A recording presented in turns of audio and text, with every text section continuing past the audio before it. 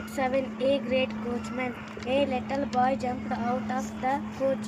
He ran to his mother. He pointed to the coachman and said, "Mother, I want to be a coachman like him.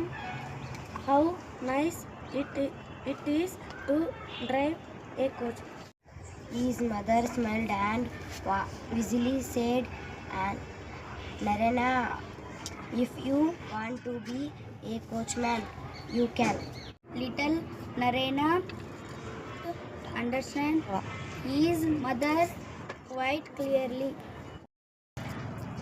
Later on, he became what his mother wished for. Narendra became famous as Swami Vivekananda.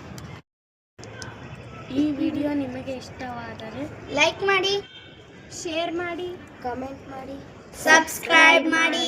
Thank you.